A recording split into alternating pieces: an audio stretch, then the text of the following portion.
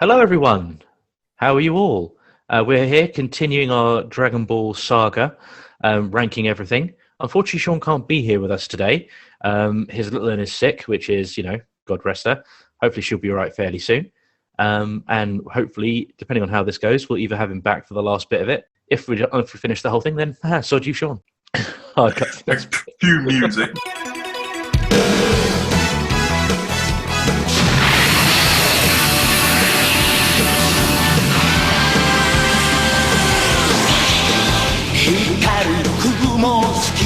Fly away, fly away. 体中に広がるパノラマ。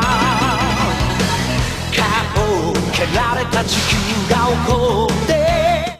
Here we are. This is where we left off from the last video. Yeah. We're going to start off with the first saga of Dragon Ball Z, and that is the Raditz Saga. This is my very first saga of anything Dragon Ball I ever watched, because I have a major soft spot for this arc, but I don't rank it very highly because it's not a very long arc. It's around about 6 to 7 episodes. Yeah, I'd scarcely call it an arc unless it's only because it has a definitive endpoint switching into something else.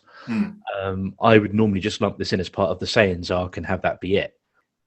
My only thing with this, and I think this is more hindsight than anything else, is Raditz shouldn't have been Goku's brother. Just, he could still be called Raditz, he could still look exactly the same, just have him be a Saiyan. And then that's it. You don't have to, but the fact that they made him Goku's brother kind of puts implications that he was going to be more important to the story. Yeah. And he never comes back. He's not even referenced after this. Very, very rarely. I think it's only recently they started referencing him again in like the manga and in like that cameo in the Broly film. I think the concept is a really good one. They explain why Goku has a tail, why he's so much more powerful than everyone else. The whole idea that you're not an Earthling, you are a Saiyan. You are part of a warrior race of elite fighters that basically take over planets and sell them off to the highest bidder. They're sort of like space gangsters. Yeah. The concept of Goku and the concept of him being Goku's brother is an interesting one. But the problem is, like you said, they don't do anything with it afterwards. Goku and Piccolo team up with each other, who were like sworn enemies at this point in the show. And they have this mutual agreement because Gohan, we're introduced to Goku's son Gohan, who he names after his grandpa Gohan, is taken away by Raditz because Goku refuses to do terrible things with him. So Raditz takes Gohan hostage, and Goku realizes the only way he can beat Raditz, if he has a chance of beating him, is if he teams up with Piccolo. Little do they know just how powerful this guy is. To defeat Raditz, Goku has to sacrifice himself. Yeah. Whilst Piccolo uses the special beam cannon or the Makanke Kosei bow. Thank you. Yeah. What Raditz says afterwards before he dies is, there are two even more powerful Saiyans than me that are going to be on the way, and they're going to be here within a year. If you thought I was tough, wait until you see these guys. These guys are like on a whole nother level. And it just ups the ante tenfold. It took everything they had to defeat Raditz. Even, planting this early seed that Gohan, Goku's son, is when he gets really angry and emotional, he becomes really, really strong, way stronger than anybody else. Like his father, for example. Raditz is really wasted. They may as well have not really introduced him as Goku's brother because they don't really do anything with him after that. If he was just a Saiyan, doesn't matter. If he's Goku's brother, it's like, hang on. Where would you put this? I'm either C or B, mainly because it's short. There's not loads to it, other than the introductions that you do get about Saiyans, just in general. It is a good fight as well. It's a good fight. Yeah. I'm aiming towards C for the moment. Should we put it above Commander Red? Yeah, let's put it above that. Now we move on to the Saiyan Saga. This is probably my favourite saga in the whole of Dragon Ball period. Yeah. I think this should go into the Z rank. No argument here. It's definitely Z tier. Yeah, I mean, everything I love about Dragon Ball is in this arc. From Gohan's survival in the wilderness, to him training with Piccolo, to Goku traversing over Snake Way so he can get special training from King Kai. You know, the two Saiyans, Nappa and Vegeta, who ends up becoming an incredibly predominant character in the series going forward, is fantastic. I think it's really quite terrifying that all these characters that you grew to love in the original Dragon Ball, for the most of them, are all killed off by Nappa. Yeah. And he's walking through them. Yeah, he's just steamrolling through them. Like, nothing they do is working against him. And the smaller Saiyan, arguably the less intimidating looking Saiyan, is basically wearing the trousers in that relationship. And he's way more powerful. Like, Nappa is terrified of Vegeta. When Vegeta cracks the whip or tells him off, whatever it may be, Nappa stops and listens. And he stops abruptly. The great moment where Piccolo, who has been training Gohan, sacrifices himself to save Gohan's life. It's a fantastic moment, and it's been slowly building to it as well. And there's so many different tragic moments within such a short space of time. Piccolo's death, Gohan being devastated this has happened. I think this is the first time Gohan calls him Uncle Piccolo. When Piccolo dies, you realize the Dragon Balls are now gone, which means they can't wish anybody back to life. And Goku is like seconds late, because you see Goku, like when the fight's happening between the Z fighters and Nappa, it cuts to several moments of Goku literally booking it down Snake Way as quickly as he possibly can. And he is just a few seconds too late, and he wasn't there in time to save Piccolo. What are your thoughts on this? Are there any standout moments to you? The big thing for me for the Saiyan saga is this is the one and only time power levels were used correctly. Yes. It's kind of, regardless of what you think in terms of how power levels should be calculated and all that, it doesn't really matter. But it's a case of they introduce power levels. So okay, so Goku is just over 8,000 or 9,000, depending on which dub you're watching. Why did Vegeta freak out over that? Because he's like 2 to 3 times stronger than that. It's like power level 18,000 or something, wasn't it? The equalizer Goku had in that fight with Vegeta was the Kaioken technique. Yeah. And this is why the power levels work, because it's yeah. easy to work out. Okay, Kaioken times 2, Kaioken times 3, and towards the end he busts out Kaioken times 4. Now you're stronger, but just for that one moment. And the Kaioken wasn't like such a great thing. It was a case of it messes up his body to use it. I love that technique, by the way. It's one of my favorite techniques in the whole show. Going back to your earlier point, the reason why Vegeta was freaking out at a power level of 8,000, one thing that he noticed that he couldn't rely on the scouter to give him like an accurate reading, because Krillin, Piccolo, they could all raise their power levels and keep them suppressed if need be, and the scouters couldn't keep up with it. So he's thinking if Goku's got a power level around about 8 or 9,000, it could be even higher than that. So he's now like a legit. So Vegeta knows, okay, this guy can beat Nappa. This guy's a legit threat. Because I think Nappa's maximum power level was around about 5,000. So Goku was already way beyond Nappa. And the interesting thing about the Kaioken technique as well is that King Kai also said to him, you do not go over a double, because Goku had a limited amount of time he could train with him. So King Kai could only prepare him for his body to take double the strain.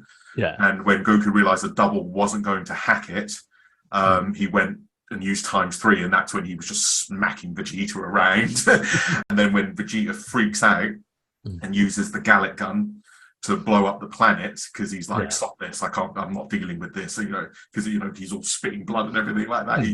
He can't believe this peasant, this lower class Saiyan has just embarrassed him like this. Goku combines the Kaioken with the Kamehameha, one of the best beam struggles in the entire show. It's such a classic, iconic moment in not just anime, but pop culture. Like, I know people who haven't watched Dragon Ball and they know that beam struggle.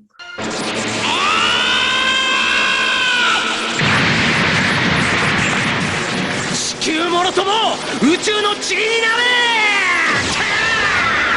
チクショー！こったらことで死ぬんだったらもっと豚まん食っときゃえがった！う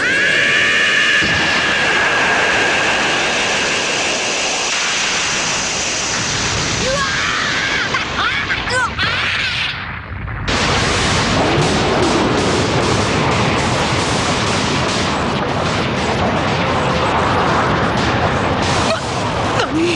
俺のギャリック砲とそっくりだ！う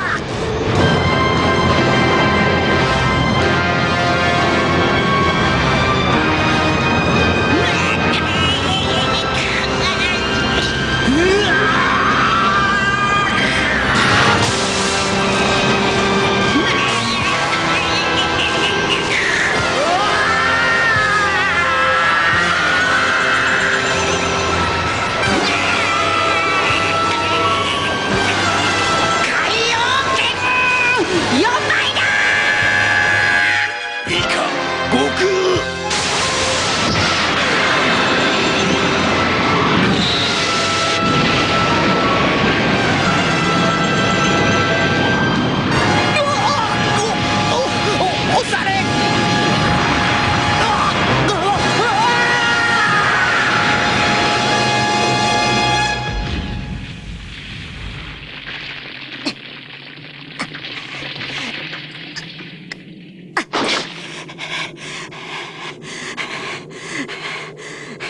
because it's sort of like at a stalemate, that's when he uses ×4 to give that quick last second surge of energy. Yeah. And that's what sends Vegeta flying up into the air. But that's not the end of the fight. Vegeta keeps coming back for more. He keeps going. He does the fake moon Uzaru thing. Yeah. That comes along. Then Yajirobe turns up for the save of cutting off the tail. Then Gohan and Krillin return as well to the fight.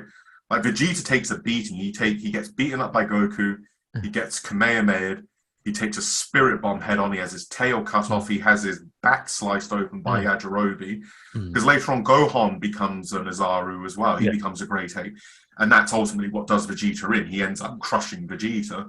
And that's the point where he retreats as well. Like, I still wince when Goku botches the spirit bomb against Vegeta. Yeah. Vegeta picks him up and is crushing him. And I will never forget both Sean Schemmel's and Masako Nozawa's the screams that they had to do at that point. It's how do you embody this great big massive creature crushing every single bone in your body? It's just so brutal. And Goku's I've lost, there's nothing I can do. Just a great fight, great saga. The character development of Gohan is really strong as well, with his survival in the wild. He befriends the robot who ends up dying. He befriends the dinosaur, which ends up dying. So he's taught some really hard life lessons at a very, very early age, because up until that point, he's a very pampered child. And Piccolo leaves him in the wild. If you can survive out here for 6 months, maybe you're worth my time to train. If not, then I guess I was right about you from the beginning. We're happy to keep that in the Z rank, yeah? I'm keeping that Z rank. I'm very happy with that. That leads quite nicely into the Namek Saga. And I think the Namek Saga covers... If we forget about the fake planet Namek, which is completely filler, because that was terrible. That was awful. It's from their arrival, when they arrive on Namek, to just before the Ginyu Force show up. This is really Vegeta's saga, if you ask me. Yeah, no, it is. And Vegeta, this is when I think Vegeta became a fan favorite. He is slowly working his way through people. It's kind of like a low-key tournament. It's kind of, he's working his way up, fighting stronger and stronger opponents as he goes. Krillin and Gohan don't really do much there. No, they spend a lot of time running away and hiding. Yeah. It's like a game of cat and mouse between everyone, because everyone's scrambling for the Dragon Balls on Namek. But it's not just Vegeta and the Earthlings. We're introduced to the Galactic Overlord, and probably the most infamous villain in the whole of Dragon Ball, that being Frieza. We're introduced to him and his henchmen. I love Frieza. Frieza's he's so good. He's so good. And the fact that they've managed to keep him still so relevant right up until the latest edition of the manga, it's just incredible. I love the introduction of Frieza. I do love the sort of tournament style aspect of Namek. I love the cat and mouse side of things as well. It's just they Krillin and Gohan are coming up with plans for trying to get hold of a single Dragon Ball. If we hide that, no one can do anything until we can sort out a plan. Because Frieza's henchmen can't sense power levels. They rely on the scouters, but Vegeta has learned how to sense power levels now. So even though Vegeta's nowhere near as powerful as Frieza, he's still way more powerful than Gohan and Krillin. Yeah. So they have a double handicap there. Do you know what I mean? They're screwed either way, so they have to be extra careful. Kui, then Dodoria, Zaban. That's the order before the Ginyu Force shows up. Yes. Kui is basically there to show just how much more powerful Vegeta has become. And Dodoria, he was one of the main henchmen for. Yeah, he was the like the pink fat looking one. Yeah. And Zaban was the one with the green hair, the more sophisticated one of the two. Yeah. Speaking of Zaban and Dodoria, we're introduced to them at the same time as we're introduced to Frieza. And within the Namek Saga, the show does this great job of slowly peeling away at just how awful these people are. How they kill the Namekians, they kill even the children as well. Frieza, it's just the way the lines are delivered. Just that cold stare that he has. Just the intimidating presence. I don't know how they managed to get that down so well in just like an anime. Yeah. It's kind of like that you can't do too much with drawn pictures in terms of instilling that presence, but he has a presence all the way through it. I think a lot of it is through the voice acting, because both the at least the Kai version of Frieza and the Japanese version of Frieza, I'm really sorry, I can't remember the name of the voice actors, please forgive me. But their deliveries are just so perfect. They're just perfection, just so perfectly handled. Mm. You know, Frieza, he's very cool. He's very calm for the most part. If you know you cross this guy, he's going to do terrible things to you. Mm. And it's like, let's not mess with this guy. There's actually that great moment where Goku's in the spaceship because he's recovering from his injuries from the fight with Vegeta.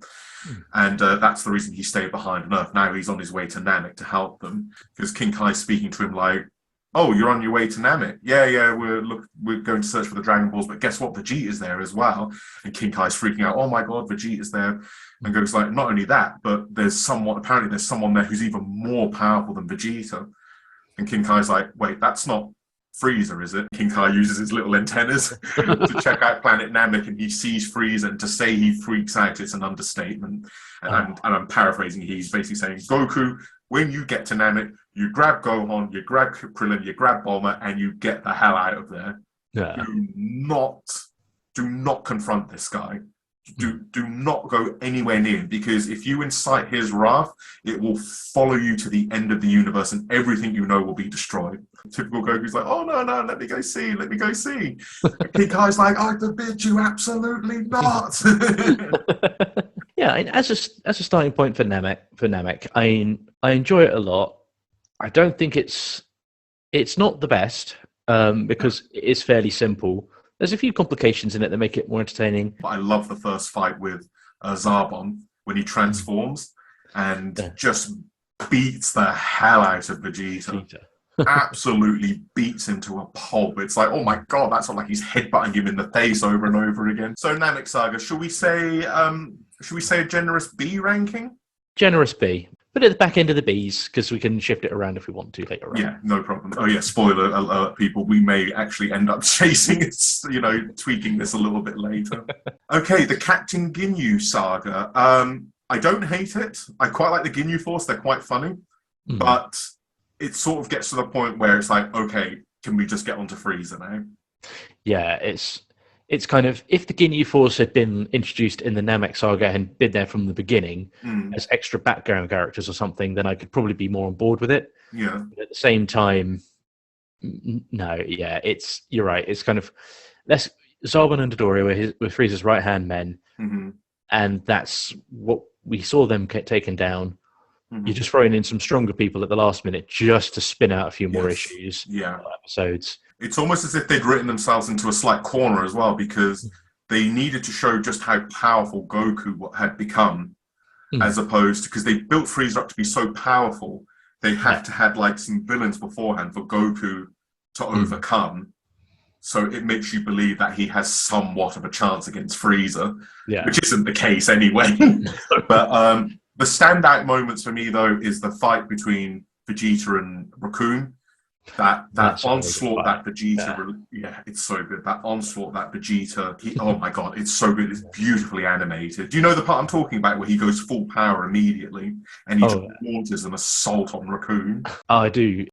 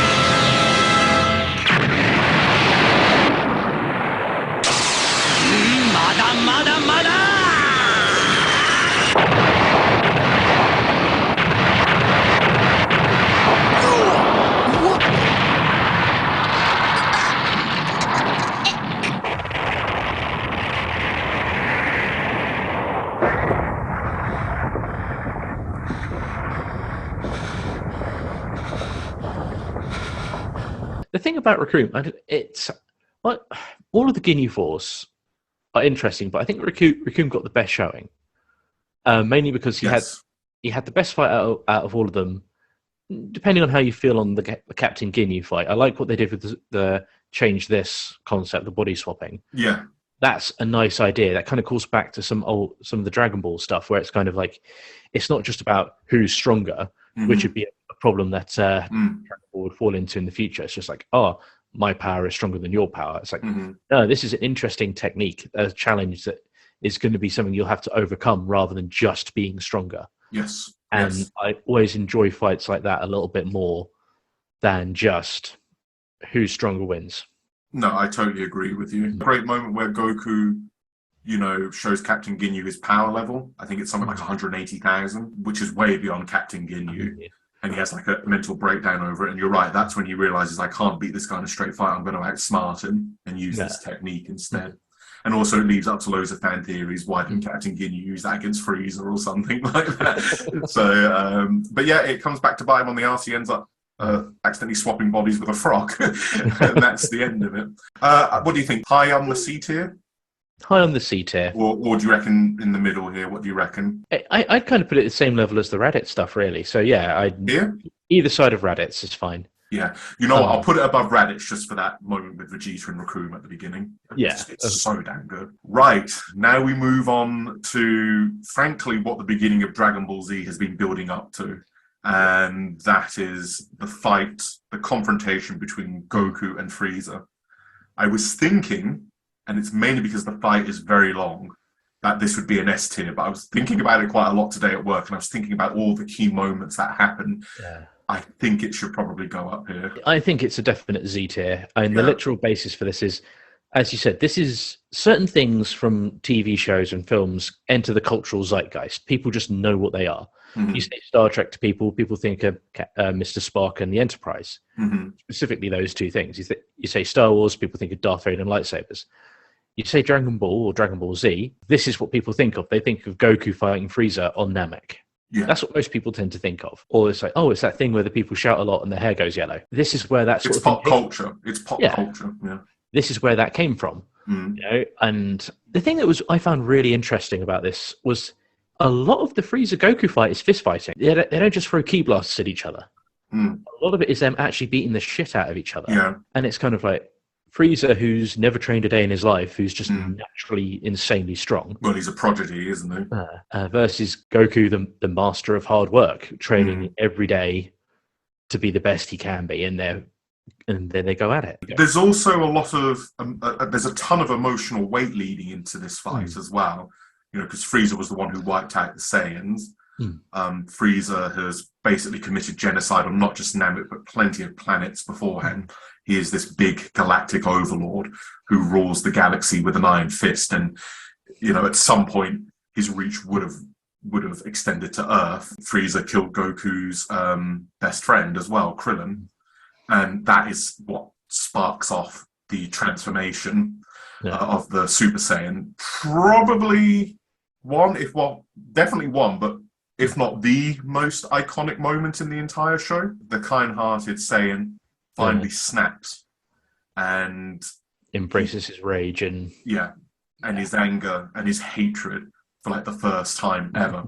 It just works so well. And it's a completely game-changing moment for the franchise. There is this build-up. They even mention the term Super Saiyan right at the beginning of Z at some point as well, when after they beat Raditz, there's first mentions of Super Saiyans even then. So it's building and building to it. Yeah. And that moments, to me, there are so many. That's the good thing as well, because it's not just the Goku Frieza show. It really is. You do have a good bit of build-up with Vegeta, Piccolo, even Krillin and Gohan get a few good moments in against Frieza at the beginning of the fight. Yes, because the show is always like, everyone's talking, and they do show you as well. They don't just tell you just how powerful this guy is.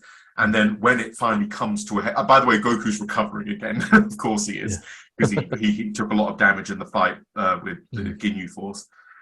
So he's recovering in the rejuvenation tank, whatever it's called. So these guys are trying to survive against this terrible tyrant who keeps transforming. Yeah. And Piccolo comes back. That's another standout moment to me. Piccolo has a great clash with Frieza. There's also that moment where Frieza impales Krillin. and it's like really, really brutal. And I also love it when Goku arrives at the battlefield, Vegeta is dying, and he's pleading with Goku, or Kakarot, his Goku's Saiyan name, and he's crying and everything. Please beat Frieza. I'm begging you. Yeah. This guy has destroyed everything about our race, and he kept me basically as a slave this entire time, and I had to do everything he asked me to do. And you know how prideful I am. And it's basically that, you know, and he can't stand Goku, Kakarot. He hates him. No. But his last dying wish is, please beat him. I'm begging you to beat him. And that's when Goku buries Vegeta and says, for Namek, for the Saiyans, and for everyone else, I'm going to beat you. And it's just such a great moment as well when Goku and Frieza finally clash. Yeah. And it's like, fuck yeah. You know, you're waiting for that moment. And when it finally happens, it's handled so well. Yeah. In terms of how this is, it's just kind of, this exemplifies, in the same way that the Saiyan saga exemplifies a lot about what Dragon Ball Z is, the Frieza stuff exemplifies a lot about what everyone sees Dragon Ball as being, so Dragon Ball as being. And neither side is right or wrong. It's literally just a case of, this is just the way it is. And I can't give it any higher praise than that. This is how people see it through culture. Super Saiyan is still a thing. Even in like more recent stuff, it's kind of, they go Super Saiyan. They don't go Super Saiyan 2 or Super Saiyan 3. They just go Super Saiyan. Yeah, it really meant something. It really, truly meant something. It was such a big deal when this happened. And the build-up to it is just so good. It's very masterfully handled. Yeah. And yeah, I love it. I was thinking, because my major complaint about this fight is that it is long, and it is long. It can easily be trimmed by about 3 episodes. Yeah. And when you watch the Kai version, you realize it flows so much better because they've trimmed so much out of it. There's a lot of stuff that doesn't need to be in there, but it's way too important to not have in the Z ranking. So that's why I think we've both decided to put it in Z. Z is definitely the right place for it. Definitely. And just one more point as well. It's very anticlimactic the way Goku beats Frieza. It's almost like a bitter victory for Goku, because despite everything, he still gave Frieza a second chance. And Frieza rejects it. Do you know what I mean? I know what you mean. I don't see that as anticlimactic. I think I see it as just kind of, I think this comes down to sort of who the two characters are. Goku is always trying to be, he is a good person, and he's always trying to bring out the good in other people. And that's why you have people like Ten Shinhan, Piccolo, Vegeta kind of change their ways a little bit to varying degrees, of course. Like Ten Shinhan goes full on good guy. Piccolo's mostly a good guy, but it's more for Gohan's sake. Yes. And Vegeta's just like, I've got nowhere else to go, so I'll play nice with you. Yeah. Yeah. I think anticlimactic is the wrong word to use. I think what I mean is Frieza doesn't go out in a blaze of glory like the other villains do. He is fairly easily disposed of by Goku because he tries to use the energy that Goku gives him to survive. To attack him with it. And Goku just blows it right. And that's it. That's how it comes to an end. I'm not complaining. It's just such a pitiful end for Frieza to go. Because with villains that we'll talk about later, they go at it, it's a massive beam struggle, or it's everyone joining together to defeat them or anything like that. Frieza is just disposed of by Goku. I know what you're referring to, because like things like Cell gets an amazing beam struggle, but with so much weight behind it to the point of so much emotional weight behind it to the point where it's like, this is a good way for a bad guy to go. But I think it works more to the benefit, not the detriment of the saga, though. That Frieza, for all of the things he's done, that's how he meets his end, by the hand of a Saiyan, a lower class Saiyan. Although being very talented, Goku is still considered a lower class Saiyan. He was like one of the runts of the litter. And it's just by having a beam basically thrown back in his face, Goku beats him up, he humiliates him, he slaps him around, he verbally just says like, I'm paraphrasing again, but you're pathetic, there's no point fighting you anymore, there's no challenge, you're done. Frieza Saga is amazing. Frieza is one of the best villains, I think, ever of all time. Not just within Dragon Ball, I think ever. He's just such a great villain. And he is on the list of top 10 villains for me. Oh no, he's fantastic. Yeah. He's so good. There's a reason why they keep bringing him back. Yeah, not an easy recognizable. There's just so much you can do with him as well. And this is going to sound odd. He's a likable villain at the same time because he's just so horrible that you can't help but like him. He's got so much charm to him. It's kind of you get certain villains where you just want them to get off your screen because they're just awful. Yeah, and go away, heat. Basically. And then you've got other villains that you don't want to be around, but you love the fact that they are around. Yeah, that makes sense. Exactly. And it's like, and Frieza has that in spades. Okay, moving on. At the end of the incredibly epic Namek / Frieza arc, we have a big filler arc here, which is the Garlic Jr. saga. I used to really hate this arc, this saga. I didn't like it when it first aired because you were starting to get, because America was slightly ahead of us in terms of where they were with episodes, and we knew what was sort of like coming, the new arc. And this was just filler. Like, Goku's not in it, Vegeta's not really in it. I didn't care about Garlic Jr. He was a villain that was brought in from a movie that they did a few years back. Yeah, the Dead Zone film. But I quite like the idea that it is a villain they are able to defeat without relying on Goku. There's only two saving points for the Garlic Jr. saga for me. This is one of the few times where you see everyone win without having to rely on Goku. Yeah. The only other thing that is a saving grace of this is something that gets referenced, like the Ultra Divine Water, which comes up again in GT, which is either a positive for GT. It's a whole thing with the baby arc. It's how they get the baby parasites out. But that's it. It's like a reference from filler. So it's either a positive for GT. It's a kind of, or it's a nice setup from here. Yeah. But that's all it's got. Beyond that, no. That I have all these episodes are skip episodes for me. When it comes to rewatching it, it's like skip. It wasn't even in the original manga either. No. Kai didn't even touch it. This is like an original anime exclusive. I don't think it should go in E. I don't think it's completely irredeemable. It's bottom of D. Then. Yeah, I would agree, because the Red Ribbon Army and Pilaf has like a ton of charm to it. Yeah, and there are some good episodes, but I don't think Garlic Jr., because I know there are some arc sagas coming up later which definitely deserve to be in the E category, and I don't hate the Garlic Jr. arc. I wouldn't choose to watch it, but I don't hate it at the same time. No, hate's too strong a word for it, but it's definitely at the bottom of the pile.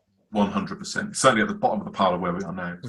Now we have I think this is your first saga, isn't it, Jack? This is the first saga I ever watched. I think this saga, this is just kind of like the cool factor of Trunks. Yes. This is where it all was established, and he was peak coolness at this point. And for a lot, for some people, it didn't go down at all, depending on how subjective you are with it.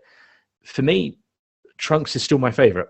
He is still my favorite character, specifically Future Trunks from the Android saga. So starting from here to the end of Mr. Perfect Cell, that is the Trunks. Definitely, I totally agree with you. Trunks basically sold me on Dragon Ball Z. So Trunks is the second Super Saiyan we see, isn't he? He's the second Super Saiyan. Yeah.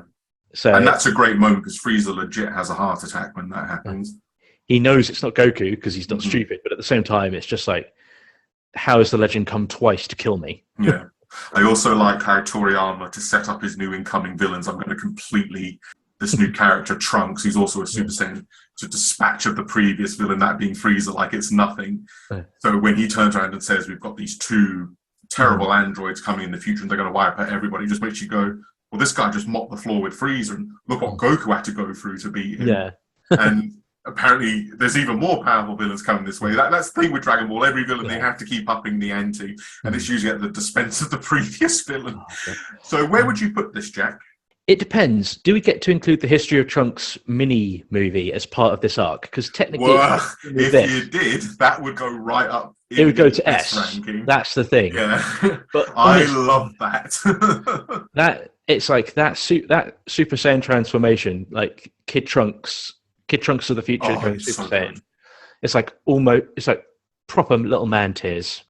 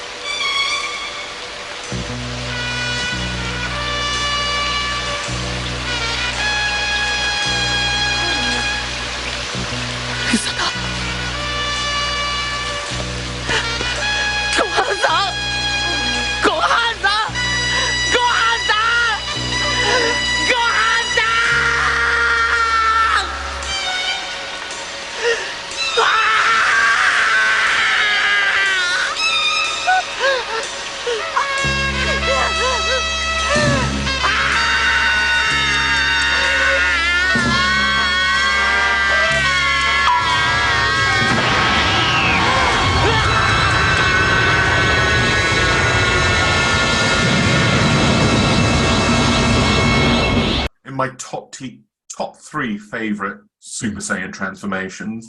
Oh yeah. If we look at it on its own, I would say it would sit fairly comfortably in either B or C. Just I would say so short. I'd say mid B. So yeah, I'd say about mid B. But I think that's resting literally on the Trunks cool factor. Yeah, if we give it the history of Trunks mini movie, then it goes up to S. But if we're being fair, that's a mini movie, and we're not doing movies. That's we'll keep that out of it for now. Yeah. But yeah, let's put it in B. Oh yeah, Sean, if you're watching, you haven't watched History of Trunks, watch it. It's one of the best things Dragon Ball has ever done. Period. The two most fan favorite things that have ever happened for Dragon Ball: History of Trunks movie and the Story of Bardock movie. The first one. So good. Are both things that Akira Toriyama didn't write. Yes, I know. That was a Toei thing. It's a strange little weird way it's worked out, but it's almost like he matured with his audience to a certain degree, because Dragon Ball, the first arc of Dragon Ball, minus the odd little pervy bit here and there, it is kind of like a kid's show. I would argue it is, but the audience grew up watching it, and by the time it gets to the end of Dragon Ball and beginning of Z, it's a lot more violent. There's deaths, there's consequences. So don't get me wrong, it's not super heavy hitting stuff. It's not Citizen Kane or anything like that, but the show definitely does mature along with the audience it's aimed at. Oh no, definitely, yeah. This Trunk Saga is also part of the Slice of Life episodes that happen afterwards. And the episode where Goku and Piccolo try to get their driving license is hilarious. One of the best filler episodes. That's the only filler episode worth watching. It's just, should we go drive cars? Let's go drive cars. Yeah. And Piccolo is actually a very good driver as well. That's the funny thing about it. Trunks is the son of Vegeta and Bulma. Yeah. And the show doesn't show you them, it shows the lead up, but not them actually. Yeah. But I kind of like that, because this idea, because it just works your imagination, like somehow Vegeta and Bulma ended up more than likely a one-night stand. It's just one of those things you never see, and I kind of like that, to be honest with you. It just leaves it up to your imagination. Yeah, you don't need to know exactly what happened and how. It's just, we know it happened. That's the main thing. Yeah, because there's that one episode where they show just enough where it's not like a love thing. No, it's like, it's a sexual tension thing. No, I think sexual tension into one night stand is basically the best way to put it. I can't believe we're talking about this in Dragon Ball. Sexual tension. Well, it is. I mean, well, now they're husband and, years later in the show, they're husband and wife now. They refer, Vegeta refers to Bulma as his wife, and they've got 2 kids now. So there definitely was something there, and it ended up becoming more than that the longer the show went on. Okay, let's move on from that. The Android Saga. Because the other thing I was going to say is, it's kind of like the humans never really seem to keep up anymore, and this is when it starts to show. And I think with Dragon Ball, this is the point where the Saiyans particularly now there's this whole concept of Super Saiyan. They're on a totally different wavelength compared to the human characters, but they keep the human characters in, because later on in the show, the human characters just sort of fade off into the background. So I appreciate within this arc, they try and keep characters like Krillin, Tien, to a certain degree Yamcha, relevant. So it's not just the Saiyan show. But I think with the way the power scale was going, with all the transformations, there was only so much they could do with the human characters anymore. They'd introduced Trunks. Vegeta was now like a main staple of the series. He ends up becoming a Super Saiyan as well. And I think that's, it's too many characters to balance. Let's focus mainly on the Saiyans, but try and keep the main characters like Krillin, Tien, and Yamcha somewhat relevant. Because Piccolo still remains very relevant in this as well.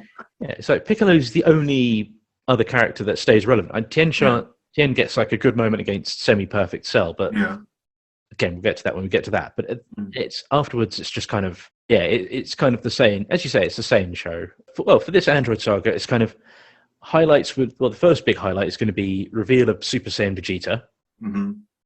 And then it's going to be his fight against 19. Yes. His fight against 19 was just beautiful.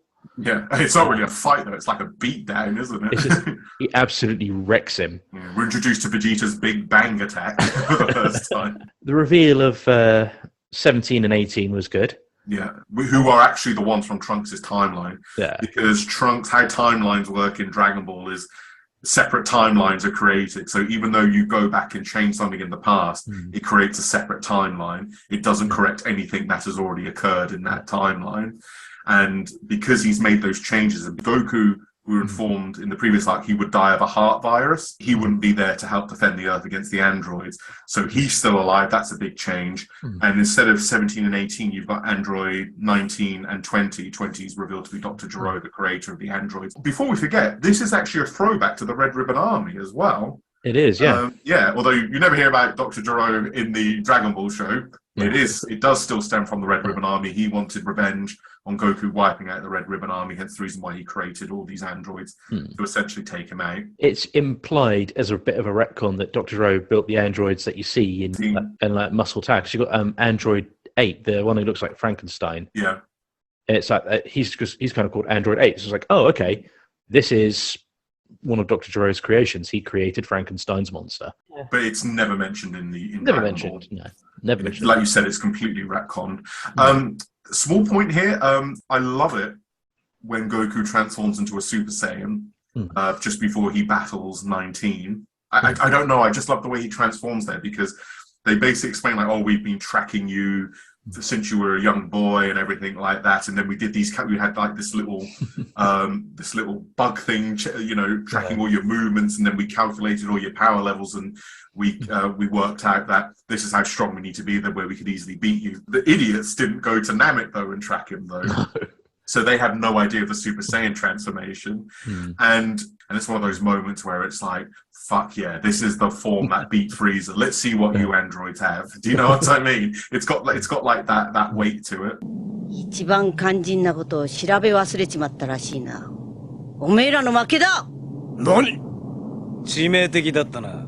スーパーサイヤ人のことを知らなかったとは。スーパーサイヤ人？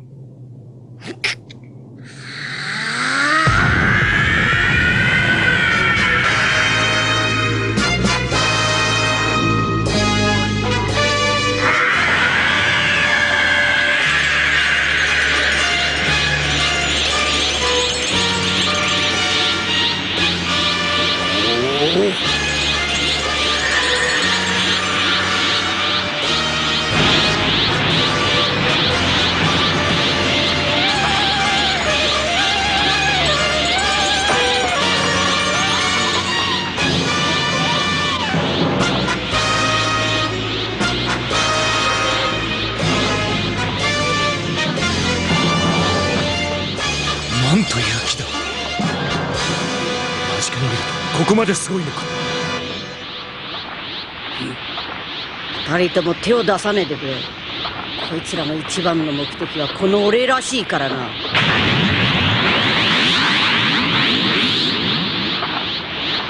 Who can forget? This is, oh yeah, God, the fight between Android Or 18. 18 and Vegeta? She breaks both of his arms. Oh, it's so grim. That's the sad thing they do to Vegeta in this. They build him up by having him smash 19. It's like, okay, so technically he's better than Goku because Goku can beat Android 19. Heart virus handicap, but no, it was established that Vegeta was stronger than anybody at this point, including Goku. And then he fights 18, and 18 just wrecks him. Oh, big time. And it's just like, wow. Well, you've got to set up your villain somehow, and usually it's at the expense of Vegeta. Vegeta's just as strong as Goku. No, he's not now. Yeah, but the androids just dispose of everybody. Krillin, Piccolo, but the interesting thing is they don't kill them this time. This is another diversion from the original timeline. So everyone is still alive. Barely, but they're still alive. Where do we want to rank this? There's nothing wrong with it, but there's nothing beyond those two fights. There's nothing really stand out about it either. I hate to admit it. I think it just goes in the B tier. I'd say top of C. Top of C, really? Okay. How many episodes was it in length? So this would have been when they first arrived to just before we're introduced to Cell. So that's probably maybe about 20 episodes. Probably not even that. About 15 episodes. Because don't quote me on that. It's not many. Put it that way. I'd be interested to know if there are any Dragon Ball fans watching this, where they think that should go, because I think I'm kind of just going with it because I'm putting it at the top of C because I guess it kind of works there. Maybe it could be a bit higher, could it be a bit lower? So I think we just have to compromise on that one and leave it at the top of C. Let's put it like this. The Namek Saga, which we have at the bottom of the B tier, kind of has this format where Vegeta is constantly being challenged, rising to it and keeping moving on forward. Yes. It's not that the fights need to be overly long or overly in depth, but at the same time, it's constant. Yes. This has two standout fights. Well, it just has two fights in it, really. That's my thinking in that sort of regard, to make that sort of comparison. All right, then we'll leave it at the top of C then. Now we're introduced to the main bad guy of this arc. Toriyama, when he first came up with this, the original villains were meant to be Android 19 and 20. Yeah, they were. Yeah, but whoever it was told him that they're not very good villains. You need to come up with new villains. They don't look intimidating. They don't look interesting. Yeah. They just look weird. Yeah, compared to what we've had before, they're very weak villains, and they are. If that's going to be your main villain, they are weak villains. Yeah. Then he came up with 17, 18, and 16, and once again, the same problem. They're not strong enough. And that's when he came up with Cell. But even when he came up with Cell, they looked at his first form and said, he's too ugly. It's better, but you can't make him the main villain. So that's when he came up with the concept, okay, he's going to absorb these two androids and, this is my second form and this is my final form. Cell is Sean's favourite villain, and he is probably my second favourite villain in the entire franchise. It really goes between him and Frieza. I think I'm going to side with Sean on this one, but it's one of those situations where it's like, it depends on what day of the week you catch me on as to who I like more. But I think on average, I'd say I get more entertainment out of Cell. I also like the concept of Cell as well. Like this perfect android that has the abilities of all the Z fighters, including Frieza. So he can use Kamehamehas, he can use Frieza's techniques, he can use a Spirit Bomb if he wants to, he can use the Kaioken if he wants to, he can use Tien's multi-form technique, the Solar Flare. Cell is far too interesting a bad guy to not be considered one of the top. And again, like I said, it depends what day of the week you ask me as to whether it's Frieza or Cell. But Cell's definitely a very good bad guy. And Cell's introduction, it's like something out of a horror show or a horror film. Like he goes. Piccolo goes to Nikki Town. I think that's what it's called. Yeah. And Cell's like lurking in the shadows, and it's deathly silent. There's nobody there, and there's just piles of clothes left all over the place. Oh, it's so good. That introduction is amazing. For that alone, I would probably put it high in the B rank. Actually, I would probably put it maybe here. I would probably go. I'd actually be tempted to put this a touch higher. I'd probably be tempted to put this at bottom of A. Bottom of A, okay. And it's just the creepy factor of Imperfect Cell. Vegeta and everybody goes into the hyperbolic time chamber for the first time, or the room of spirit and time, whatever you want to call it. And Goku has recovered from the heart virus. Cell absorbs Android 17. And before that, 17 and Piccolo have an amazing fight. They beat the bejesus out of each other. You know what? I think bottom of A is reasonable. Because you've got, with Semi-Perfect Cell, I mentioned it briefly earlier, the Ten Shinhan moment with the... so good. So great. And it's just kind of like the last great showing of the humans, Tien, just beating the shit out of Semi-Perfect Cell. Okay, yes. Using the tri-beam or the... I can't remember what it's called. Kikiho. Yeah, Kikiho, that's it, yeah. And it's a triangle in his hand that makes a square. It's a devastating move, though. Yeah, he's definitely A rank. Yeah. There's also that... We're also introduced to new... There's like extra tiers to the Super Saiyan form in this. Yeah, you've got the different grades of Super Saiyan. You've got grade 1, which is just your standard Super Saiyan transformation, which you see on Namek when Goku first does it. Then it's grade 2, which is stronger. It's kind of the sort of thing... What Vegeta uses. It's what Vegeta uses when he comes out of the hyperbolic time chamber. Yes. Then you've got the grade 3, which is what Future Trunks has, where he gets even more bulky. And then grade 4 is what Goku and Gohan have when they come out of the hyperbolic time chamber. Grade 4 is like perfect Super Saiyan. Yeah. No flaws whatsoever. The form is completely and utterly perfected in every way, shape, or form. Like they can just remain in that form as if it was their base form. Yeah. There's a YouTuber called Geekdom 101, who's a very popular YouTuber with Dragon Ball. He probably is the number one, actually. And he did a great video breaking down the different grades of Super Saiyan, so he could probably word this, he would describe this a lot better than me. But I think grade 2 and grade 3, but particularly grade 3, burns off a lot of energy very quickly. So it's not a form that can be maintained for a prolonged period of time. Whereas with grade 4, that being perfect Super Saiyan, which is what Goku and Gohan go for. Because I think they even say, like, we're not going to go down that route. We're going to stick to the original Super Saiyan form, but we're going to make it essentially feel like it's our base form. So there's no burning energy or anything like that. We can just tap into that power almost immediately, make it feel like it's totally natural to be in that form, no flaws whatsoever, and it does prove to be useful. Tell you what, since we're talking about grades, why would we put the Perfect Cell Saga? This one's a relatively short one, isn't it? Because it's this is very long, yeah. Probably here, maybe? I'd probably put it into C, because it was that short. Okay. Then he beats up Vegeta, and then he embarrasses Trunks completely and totally embarrasses him. Yeah. And then he basically goes off, announces the Cell Games, and then that's it. Yeah. It's about 10 not even that, it's about 5 or 6 episodes. Yeah, it's really short. It's like it's the same length as the Raditz stuff. Yeah. But the Raditz stuff had the reveals of, the You Are Saying, you can beat me if you work together. This was very much a case of like, I'm now a lot stronger than everyone. So you're happy to put it here then? I'm happy to put it there, yeah. Yeah, okay, that's a fair shout then. Cell Games. Oh. Yeah. Yeah.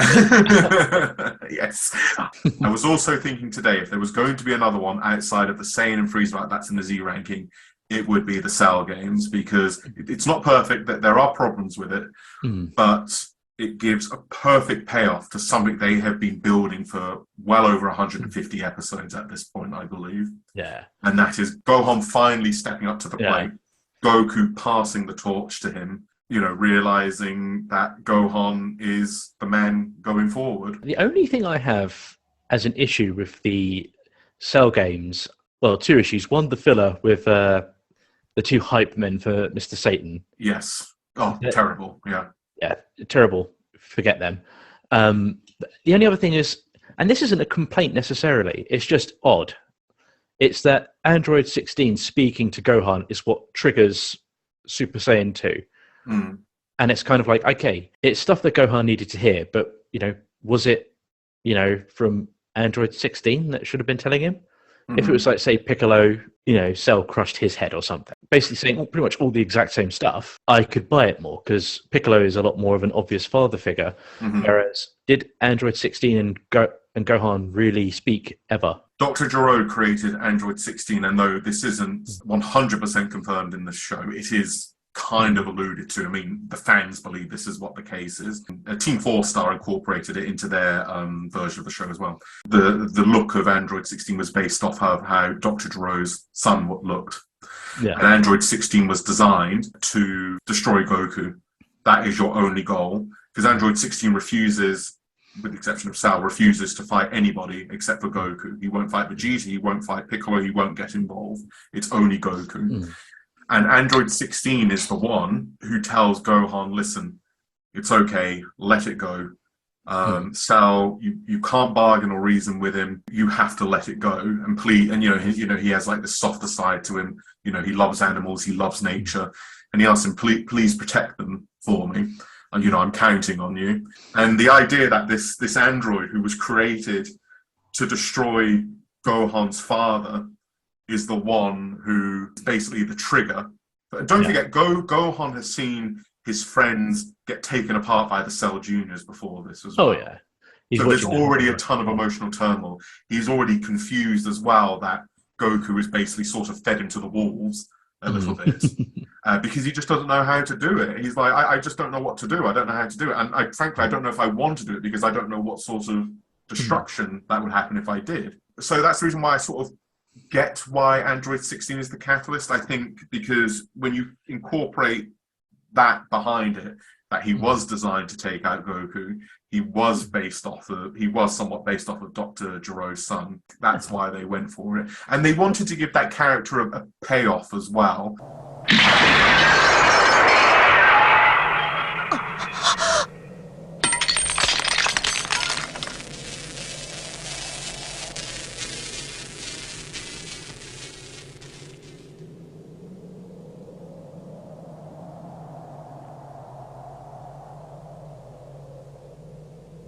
余計なお世話だ、出来損ないめ。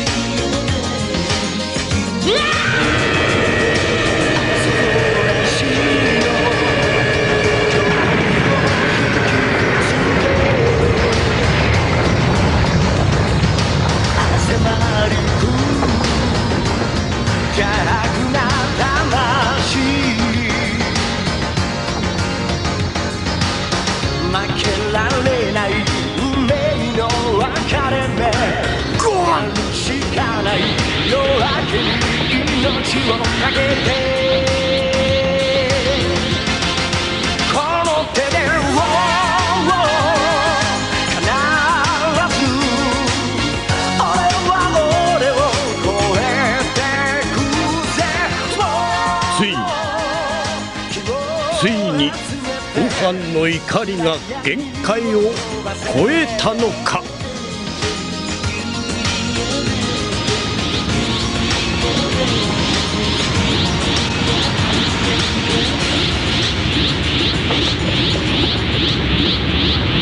Because he did kind of feel tagged on a little bit.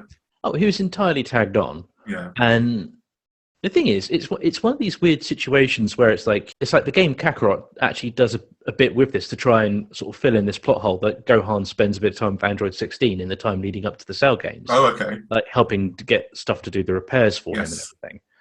So it's kind of like if they had like a few scenes in the filler episodes of like Gohan and Android 16 talking about just nature or something, that would do it. But it's just kind of from memory. I don't think they ever speak to each other at all until that moment. I think they may have like an odd word here and there. I mean, I take your point. I respectfully disagree. I think Android 16, it does work. And plus, this is a character, they're gone. They never come back ever again, which adds a bit more weight to it as well. Super Saiyan 2 Gohan is the coolest shit. Oh, It yes. is so fucking awesome. Yeah. That from the design, the fact that he is the one, he's just so much more powerful than everybody now, and he trumps Goku. And it's so weird to see Goku standing back with everybody else as part of the, we're kind of irrelevant gang now in this fight, and see it be Gohan at the forefront. And because there's such a big build, they nail the payoff. It's like they knew, Toriyama knew and Toei knew, we have to make this work.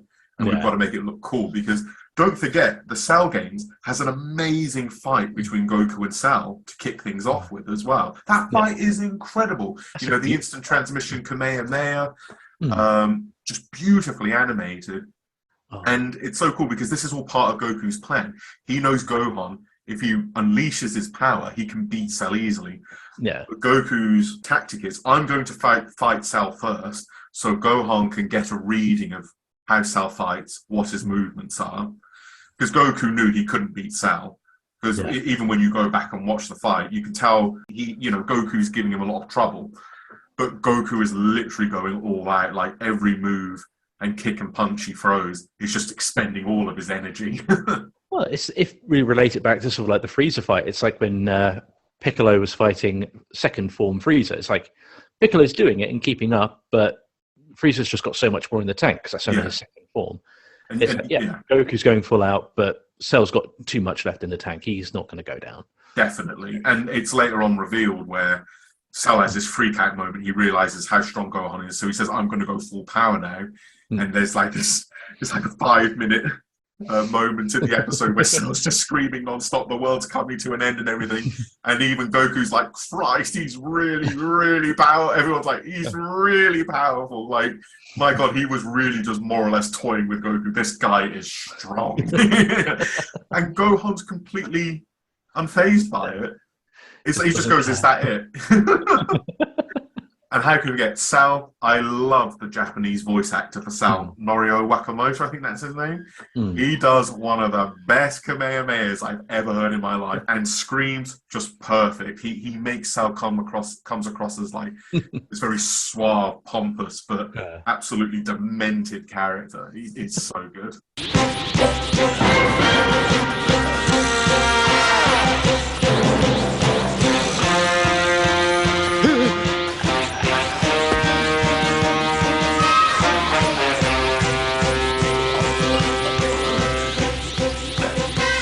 この時セルははっきりと恐怖を感じた。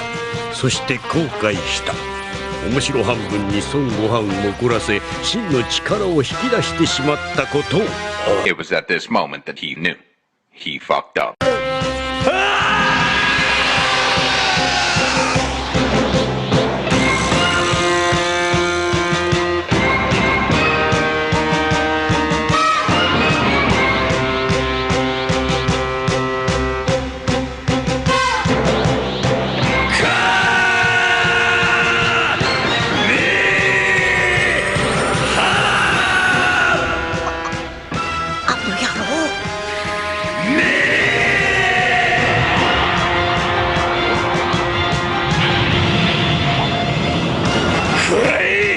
全力のカメハメハだ。よければ地球が吹っ飛ぶ。受けざるを得ず。よしやがれ、冗談じゃねえぞ。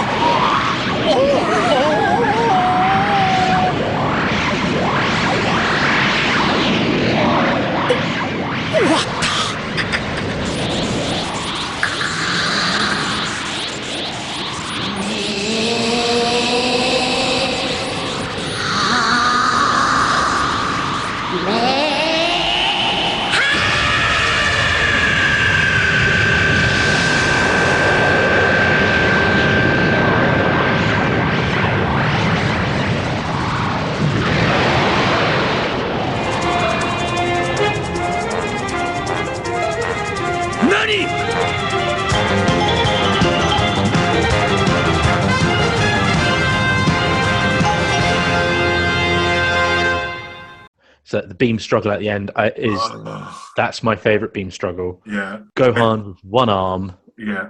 And it's just, and again, because this is the thing that was interesting with it, because it's a case of Gohan wasn't going to be able to win that beam struggle in the long run. No. And it's only because Vegeta distracted Perfect Cell, not by much, but just that one little fraction of distraction allowed Gohan that moment to push it further and win. And it's just it's those little bits that make it more interesting and just more fun. There's lots of conflicting opinions of that in the fan base because everyone believed that Gohan overall was more powerful than Cell. He just always lacked the confidence and whatnot. And Cell, towards the end of that beam struggle, was starting to overwhelm him because, Gohan was hurt. He was worried about everybody else. And even though he had Goku, telling him, let go, you can't, like, you have to, if you have to do it. Forget about everything. You just have to unleash your energy and beat him. It's like it's getting through to Gohan, but not enough for it to make a difference. And when Vegeta shows up in the end and basically just self-flinches for just like a second, and there's the famous moment where Goku's like, "Now's your chance," and then Gohan just unleashes all of his energy and Cell just disintegrates. That episode is typically regarded as the best episode of Dragon Ball Z. You'll usually find it in the number two, if not number one spot. Yeah, not going to argue with that. It's just a great moment. It's like I've always kind of thought it's like, okay, yeah, Gohan is stronger than Perfect Cell, or even than ultimate sort of ascended Perfect Cell, or whatever they can't remember what they called him, or ultimate. Oh, Super Perfect Cell. Super Perfect Cell. We were robbed of that fight. Could you imagine that? Super Saiyan 2 Gohan versus Super Perfect Cell. Oh. I know we got the beam struggle, but there was no, because when Gohan transforms into Super Saiyan 2, it's not really a fight, it's just Gohan embarrassing and beating the shit out of Cell for about 5 episodes. That's all it is. It's like, I always put it down to, it's like, okay, he may be stronger, but he's not stronger because he's only got one arm at the moment. He's just too injured to be at full strength. Like, if he had like a Senzu beam to fix up that arm, done. It would have. It probably wouldn't have been embarrassing, an embarrassing loss, but it'd still have been a loss for Perfect Cell there. Oh no, big Super time. Perfect Cell. But yeah. And there goes your siren. Yeah, there's the siren. That's the. Well, people know this. I live near a hospital, so there's always ambulances going past. Oh, fair enough then. So we're happy with the Cell games and the Z. Cell games. #Cell games. Awesome, fantastic. Before we move on, Goku dies and basically stays dead for a prolonged period of time after this. So, because could you imagine if the show ended at the Cell games? Like, that's how it ended. I mean, like the perfect ending. Yeah, because I think that was the original plan, wasn't it? Maybe, probably. It may have been. Like, I think they were gonna end it, but I think Akira Toriyama wanted to end it, but Toei wouldn't allow him. Well, it was just so popular. Yeah, it's like you can't stop now, and it's kind of like, okay, well, Goku's dead, so what are you gonna do? It's like, well, Gohan's still around. Yeah. But then it's like, then they just keep going anyway, and it's like, obviously they'll bring Goku back, but So Goku passes the mantle to Gohan, and roughly 50 episodes later, he snatches that mantle back away from him. Such a shame. Okay, so the Otherworld saga. I actually kind of dig this. It's good filler. Yeah, it's good filler. It's not bad filler. I don't know. I probably put it maybe above Captain Ginyu. Yeah, I can go with that because it's kind of in terms of what it does. I mean, the only thing I don't like about it is how it trivializes Perfect Cell at the very beginning of it with Pycon. That has really rubbed me up the wrong way. I've completely forgotten about that. I think it needs to be dropped now because of that. The thing is, everything else about it, it's like the training stuff. Goku and Pycon's a great fight. Yeah, that fight's amazing. And it's just that trivializing Perfect Cell. Literally, like, 2 or 3 episodes after he's died, after they get rid of Perfect Cell. It's like, yeah, okay, oh, now he's in hell causing trouble. Right. Yeah. Well, okay, Pycon goes and, 2 hits knocks him out. It's also, if Pycon's able to destroy Cell like he's nothing, Goku should have no chance against Pycon, so it's really inconsistent with the power levels as well. Yeah. Since you reminded me of that, I think I'm going to drop that baby here, Fair enough. Yeah. Do you agree or disagree? It's going to go towards the end of the C rank. You know what? I think I'm going to put it at the end of the C rank because I prefer. I love Tai Pai Pai, so I would probably leave that above there. Yeah, and this is the problem with filler. It's kind of because there's no set rules of how it should or shouldn't go. It's you're left to like the storytellers of the anime to come up with their own stuff, and there's so many different animes where they can do filler, and there's probably so many ideas that will fit in with the themes of the manga that they just never use. But then you get stuff like this where it's kind of like Cell was like your last big bad guy. You know, if you had exactly the same thing, but you didn't have perfect Cell there, it was like Frieza and the Ginyu Force kicking up a stink. I suppose you could argue the same point for what Trunks did to Frieza, though. You could, but Trunks has so much more cool factor that I can get along with that. And the story built leading it, and the story surrounding it was way more interesting as well. As opposed to Cell's evil, he's causing trouble in Hell. Yeah, it's like Pycon is just a filler character, and he's a cool character, but he's just... Plus, it has no major... It doesn't mean anything to the story either. It's just Cell's just beaten. No, it's just to show that Pycon is stronger than Perfect Cell.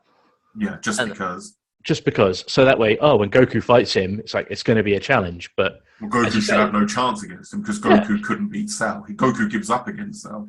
He gives up against Cell, and this is Super Perfect Cell, technically, isn't it? So no, it's Perfect Cell. Super Perfect Cell is when he blows himself up and he comes back again. Yeah, but it should be Super Perfect Cell in Hell. Oh yes, sorry, you're right. Sorry, I misunderstood what you said. You are right. I was just thinking Super Perfect Cell in Hell is a weird sentence. That is good, yeah. All right, so we'll leave that where it is. We'll leave that where it is. Great Saiyaman Saga. Now, I know Sean's watching this. I know he hates this arc. I don't particularly mind it. Quite like slice of life episodes. I think it just adds more to the story sometimes. I must admit, I think I'll put it at the top of D rank, maybe? Yeah, because it's like, again, none of this is bad, but it doesn't, other than introducing a couple of characters like Videl, yes, it doesn't really, there's no point to it. Yeah. I know it's kind of in the manga a little bit, as some of the Great Saiyaman stuff. But it's one of those things that Kai would basically cut the whole thing out of, really.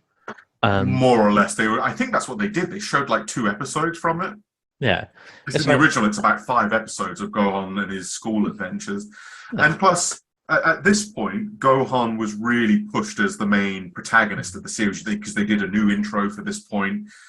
And Gohan is really at the forefront of that intro. So it's like, okay, Gohan's clearly the Goku now. Until that changes much later. And the Great Saiyaman, like I don't hate it. It's very Toriyama.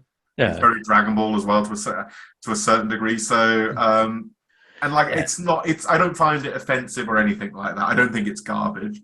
But I don't think it's spectacular either. No, not at all. Yeah. The World Tournament Saga, I don't know why this is its separate saga, but this is round about 10 episodes? Yeah. I think it's mainly just so they sort of drag it out a little bit more in the anime than they do in the manga, don't they? Yes. Where it's kind of like with the kids' tournament stuff taking longer and all that. But it's interesting to see 18, who is probably exactly the same power level as she was when she fought Vegeta in the Android Saga. She's more or less on the same power level as a Super Saiyan. Yeah. And funnily enough, speaking of Super Saiyans, this is when becoming a Super Saiyan to me means fuck all now, because Goten and Trunks just become Super Saiyans when you compare to what everybody else had to go through, like Goku, future Trunks, Vegeta, Gohan. Like they had to go through so much trauma and anguish to get to that form. There was something to spark that off. Even Gohan with Super Saiyan 2, big thing that happened to him. Whereas this Goten just happens to become a Super Saiyan. He's training to do it, and then with his mother. It's so dumb. To be honest with you, the main thing I remember of this is obviously the fight between Goten and Trunks. Videl and Gohan are starting to really fancy each other. But this here is Videl versus Spopovich, I think that's his name. Yeah. Good lord, he beats the shit out of her. Oh, yeah, she's carried off on a stretcher and stuff. It is brutal. My god, Gohan loses it as well. He freaks out. and it is so violent. But it just gets violent to the point you're just being violent for the sake of being violent now. Do you know what I mean? I think at one point she breaks his neck, doesn't she? She She's disqualified. Yeah, I think she's like disqualified, and then he basically comes back to life. Yeah. He like crushes her. He beats the shit out of her. It's like what Vulcan did to Big Boss in Metal Gear Solid 3. It's that sort of beatdown. It's savage as anything, and it's just like, yeah, definitely better than Great Saiyaman, but not quite going into anything. I'm sorry to the Red Ribbon Army fans. I'm just not a huge fan of the first 2/3 of that arc. I'm really sorry. But yeah, I think a top of D rank is fine. It's short. It's fine. It's a great transformation in that when because we're introduced to Supreme Kai and Kibito in this arc, and Gohan's first fight is against Kibito, and he transforms into a Super Saiyan 2 for what we see the first time since he did against Cell. And I don't know, it's the aesthetics of Super Saiyan 2 with the Super Saiyaman outfit. I just love it. I just think it looks so does fun. Look good. It looks really cool.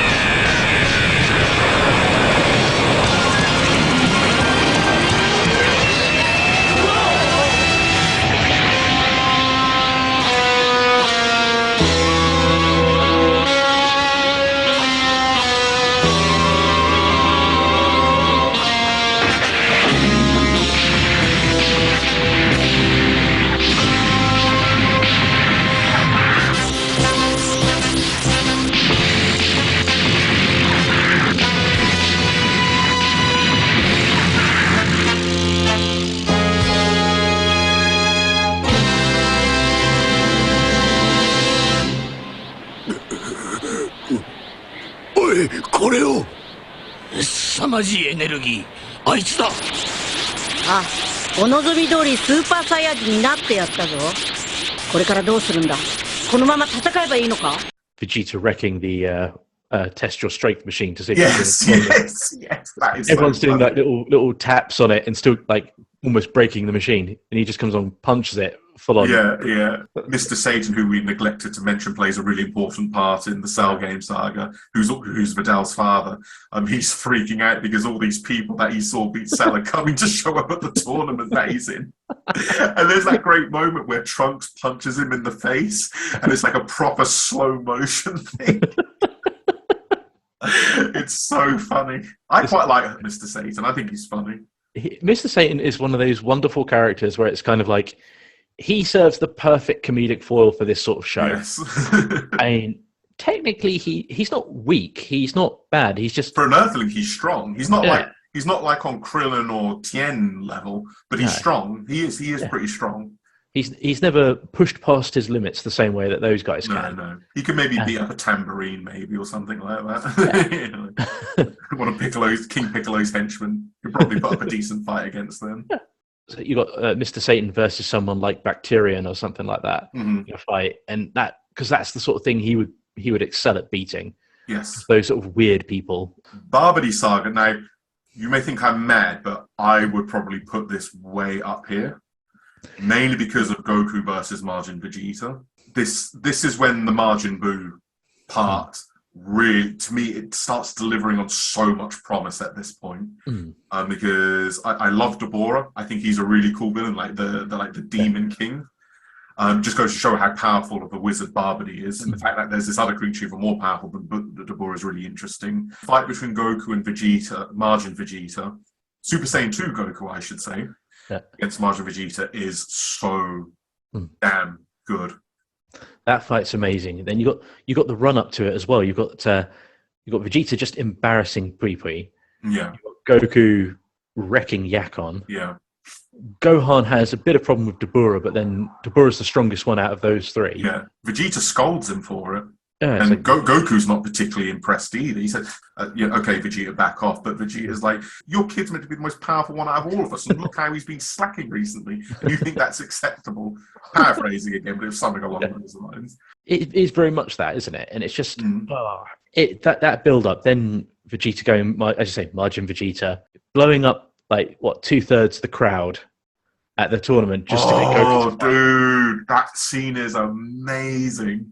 It's like I'll fight you. It's like, yeah, of course you will. Bam! And then the Supreme Kai gets in their way, and Goku like puts his hand out like that, and he starts charging this beam, and it's like, and even Vegeta's like, whoa, okay then. And then Supreme Kai realizes, okay, you two are going to fight. There's nothing I can do. Yeah. And he steps aside and lets Goku and Vegeta go at it. Oh, it's just so good. That moment where they're both Super Saiyan, and Goku says to him, you know, the more time I fight you, the more energy I'm going to give to Majin Buu, and I'm not going to let that happen. So I'm going to end this fight with my maximum power. And Vegeta's like, all right, then go on, then let's see it. And Goku transforms into a Super Saiyan 2 for the first time. Yeah. And Vegeta acknowledges, oh, that's what I like to see. You're even more powerful than Gohan was when he fought against Cell. And let me show you what I can do. And Vegeta transforms into a Super Saiyan 2. And Goku is legit like, whoa. Okay. This is going to take a lot longer than I thought it was going to be.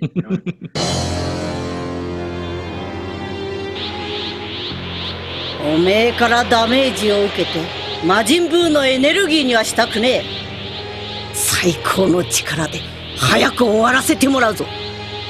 楽しみだ。あの世での修行の成果とやらを見せてもらおう。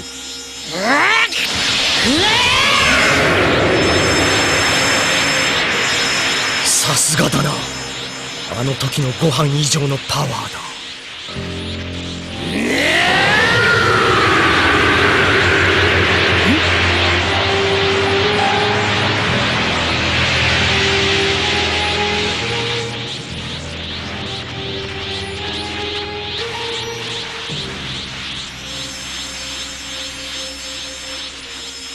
この分じゃ早く終わりそうにはねえな。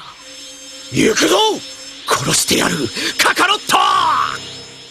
Yeah, I love this. I'm only putting it in the A rank because I love Goku versus Majin Vegeta. Yeah. Yeah. No, it's definitely A rank. I like Deborah and everything like that. So, and I think Barbady's quite funny as well. So, I'd like to put it in the A rank if you're okay with that. I'm okay with that. I was almost tempted to put it in S rank, to be fair. S rank? Ooh, I don't know if it quite makes it to the S rank, but it's the strength of Majin Vegeta versus Goku. I don't know if I put it above King Piccolo. Oh, it wouldn't be above King Piccolo. Yeah. Okay, yeah, we'll leave it where it is then. No, leave it where it is. I think leave it where it is because King Piccolo and Piccolo Jr. are very strong, and there's also emotional weight leading into that fight. There's a lot of good stuff going on in there. Well, once again, you're building and building. You know Goku and Vegeta are going to have a rematch at some point, and when it finally happens, it happens in a big way. Majin Buu. This is where, to me, the saga peaks. No, it's definitely the peak. It's like Vegeta's sacrifice is just... That's when it peaks. That's tear-inducing. The first reveal of Super Saiyan 3. It's kind of like the black sheep of all the transformations in DBZ. I personally think the transformation's really cool, but it doesn't add anything to the story whatsoever. It adds nothing to the story, and then he just kind of has it. Yeah. And I think that's what the big problem is, because it's kind of like there's build-up to getting Super Saiyan. Yes. It's build up to Super Saiyan 2. With this, it's just he has Super Saiyan 3. Yeah. And he could have used it against Vegeta if he wanted to. Yeah. Which basically takes away a lot of the steam from that fight, knowing that Goku could have just used Super Saiyan 3 and ended the fight there and then if he wanted to. Yeah. That first, and then when he used it, he's beating the crap out of Fat Buu. Yeah. He's beating the crap out of him. The only reason... Yeah, I think they say it. The only reason he doesn't just go out and win is because he wants other people to have a shot at like being heroes. Basically, yeah. It was one of because I think Piccolo asks him, "Can you with Super Saiyan 3, could you have beaten him?" And Goku's like, "I'm not quite sure, but at the same time, I shouldn't even be here." And that's when he wants to pass things on to like Gohan and Goten and Trunks. That's the reason why he teaches them the fusion technique, which we'll get into shortly. So I think you are right with your recollection there. Majin Buu, I quite like the fact that they tried something a bit different with him, because Frieza and Cell kind of share like a similar look in terms of like, you know, like the facial structure, for example, whereas Buu doesn't look like that. You know, he's like this big child, basically, this incredibly dangerous clown boy, and we love it. Yes. And like you said, the main highlight, and that's frankly where the arc peaks, is Vegeta's sacrifice. I have no idea where to put this one. I'm thinking in the... I kind of want it towards the top of A, because I think the top of A, okay. The Vegeta sacrifice thing moment, that's almost his peak of character. I'd argue it probably is, because I know you get a little bit more in the Kid Buu stuff, where he finally acknowledges that Goku's stronger than him and he won't beat that, and he starts to be more comfortable with himself afterwards. Yes. But this is the first time where you start to see some quote-unquote humanity in the character. Doesn't he give Trunks a hug as well for the first time? He gives Trunks a hug. It's like part of his speech is like, "I've never once held you. As your father, I've never once held..." I think he says something like that. I paraphrase. I've never once held you, even since, ever since you were a young boy. Yeah. And... why don't we compromise and put it here? I don't know, actually. It's so difficult, because it is such a great moment. It really is. It's like sometimes single moments can elevate whole arcs. Now, whether the Vegeta... I would argue the Vegeta sacrifice is probably the strongest moment, one of the strongest moments in all of Dragon Ball and Dragon Ball Z. It's not quite a first Super Saiyan transformation, but it's up there. Whether that elevates the whole arc, because again, the whole Super Saiyan 3 reveal. Well, when you think about it, the whole arc's not that bad, because Super Saiyan 3 doesn't mean anything, but it is, it's cool. Yeah, and the transformation's cool as well. Yeah. And, you just see the way Majin Buu just get rid of Gohan like he's nothing. You know what? You've convinced me. Why don't we leave it in the middle of the A rank, just above the Babidi Saga? We'll leave it there for the moment, yeah. Okay, I'm sure people may disagree with that, but hey, let us know what you think. That's in the comments. That's what the comment section is to argue about. Exactly. Just be nice. Fusion Saga. This is where it all starts to fall apart. It really does start to fall apart. I bloody hate Gotenks as well. Basically, Goku... See, I hate Gotenks, but I love Vegito. So whenever Goku and Vegeta fuse, I really like it. I do not like Gotenks. I hate the fact that Goten and Trunks can become Super Saiyans, especially the way they did. So I thought the way to deal with that is they could only become Super Saiyans when they became Gotenks, because the fusion is such a dramatic improvement. It gets rid of all the characters' negatives and amplifies their power level exponentially. And that's when they could tap into Super Saiyan and later Super Saiyan 3. Yeah. And then they start changing direction with Buu, because I must admit, this is quite cool. He befriends Mr. Satan. And he befriends a dog as well. I think he adopts a dog. And the dog ends up getting hurt by these poachers or these gangsters. Yeah, they go there to try and assassinate Majin Buu with a gun, but obviously that doesn't work, and they kill the dog. Yes. Oh God, it's horrible. I have pets as well, and it's not the easiest thing to watch. And Buu basically expels all of his negative energy, which basically becomes Evil Buu. And Evil Buu absorbs the fat Majin Buu to become Super Buu, which is probably the coolest version of Majin Buu, arguably. Yeah. But not very creative at the same time. They've kind of gone down, they kind of look like Frieza and Cell route again, after they had something quite different with the fat Buu, Majin Buu. Ultimate Gohan, once again, such a great concept. And you think, here comes Gohan, he's coming back to the fold again. Yeah. And literally within 2 episodes, it's completely gone out the window again. He's absorbed. He's now, we've got Buuhan rather than... Yeah. It just feels like the show does not know what it wants to do. It keeps introducing new things all the time, and none of them really mean anything. So Vegito is badass, but it's not the thing that ends up beating Buu. Ultimate Gohan is badass. Doesn't make any difference at the end of the day. Super Saiyan 3 doesn't make any difference. I think the fight between Vegito and Buutenks, whichever version it is. Buuhan. Yeah. I mean, that's only the redeeming quality. It's the first time where Goku and Vegeta really put their personal feelings to one side. And really, I know they did in like some of the films and some episodes. This is the first time where they really do team up together. And it sort of becomes a running trend going forward in the franchise afterwards. Yeah. You know, they fuse, they put their personal feelings aside, Vegeta in particular, and they become Vegito. Vegito/Gogeta, depending if they use the fusion dance or the Patora earrings, have never been beaten. They're just so unstoppable together. I think at one point Vegeta becomes a Candy as well, doesn't he? Becomes the incredible fighting Candy. Yeah. I think that's literally the name of the episode as well. Oh, is it? I remember seeing that one, and it's just kind of like, yeah, he as a candy ball is taunting Buhan because I'm now small and you can't hit me, but I'm still as strong as I was before. And it's like, oh god, it's so lame, isn't it? Yes. It's like, I thought the whole thing of you turning people into candy basically meant that they were candy; they couldn't do anything. It's like, because Krillin gets turned into like a cookie or whatever, and it's like, okay, chocolate. I think because that's it. Super Buu, he destroys he kills everybody on Earth, and then he eats everybody. He either absorbs or eats them. Yeah, and it's like, okay, so Krillin, who is he's not really that. Oh no, Piccolo's a better example. He gets absorbed, doesn't he? So Gotenks as Super Saiyan 3 is just about to finish off Super Buu, but then the fusion wears off. And then the Ultimate Gohan shows up and he completely dismantles Super Buu. So Super Buu then absorbs both Piccolo and Gotenks because the boys fuse again. They become Super Saiyan 3 and he absorbs them as a Super Saiyan 3 and Piccolo. And then he becomes Buu-Tanks, which is basically what the fandom has called him. And Ultimate Gohan is completely outmatched. And then Goku is wished back to life to come and help Gohan.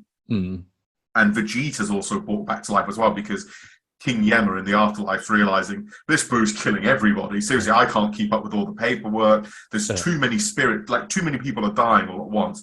So they bring Vegeta back to go, you're going to go to Earth and try and beat this thing. And that's how Goku and Vegeta end up getting back together. But Gohan is absorbed and then he becomes Buuhan, which is actually the strongest form of Buu. It's out of all of them, including Kid Buu, which we'll get onto later. And that's when Goku and Vegeta realize the only chance we have to beat this guy is if we fuse. And that's what happens. My point was, it's kind of, there are other people who are, not as powerful as Vegito.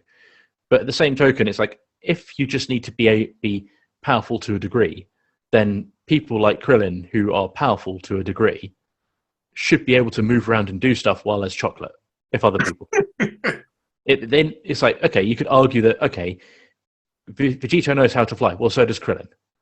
Krillin knows how to fly, so why can't he fly as chocolate if Vegito can? No, that's true, actually. And if Krillin can't, then Vegito shouldn't be able to either. I know there's probably a reason, like, there's magic, but at the same time, it's like, really though? Toriyama had full creative freedom in this. He had no editors getting involved or anything like that. He had total, I could be wrong, but I'm sure someone will correct me if I am, but he had he basically did what he wanted. Just made it as wacky and as dumb as he wanted. So Toriyama's a great writer, particularly throughout Dragon Ball and pretty much right up until Cell, but this is where it really starts to fall apart. You can tell he was tired and fed up with it and didn't really have any faith in, despite that build-up, didn't seem to have any faith in Gohan as the main protagonist. And to me, that's just baffling. It's so weird. Gohan was so immensely popular, particularly in the West. People love Gohan in the West. I don't know what the Japanese demographic think of him, but Gohan is so popular. It's just baffling. Gohan still is probably one of the best characters that's come out of Dragon Ball. And easily. And it's just a shame that, you're right. It's like that there doesn't seem to be any faith in him, especially when we get onto sort of the things they do with him in the Super arc at the beginning. It's like, that's just insulting. It only seems to be now with the latest Dragon Ball Super superhero film, where it's like you're finally starting to get him right. This is the Gohan that he always should have been. There's a YouTuber called Totally Not Mark. I've seen his stuff. He's good. He's fantastic. If you haven't heard of him, go check his stuff out. He does loads of anime reviews and things like that, but he does a lot of Dragon Ball as well. And he basically rewrote how he would write the Majin Buu arc. Yeah. And I can't really fault it. It's like, that's how it probably should have been. Where are we going to rank this then? It's not terrible, but it's not. It's actually, you know what? No, it's just a bit of a mess. I think it should be. I don't know. I don't think it's quite D because I don't know. From a story point of view, it's bad because it just feels like the show has no idea what it wants to do. Yeah. But there are good moments in it, like Vegito, for example. Vegito's awesome. It's like the individual points are good, but how they link those points together is shockingly bad. Yeah. So unless we drop all of D rank down to E, and then this becomes D rank on its own to kind of fit in between. I would drop Otherworld Saga down. Yeah. And put that there. I'm happy with that. Otherworld Saga, it's kind of it's not offensive. It's just that thing they did with Cell at the beginning. It just deteriorates. It just shoots itself in the foot so much at the beginning.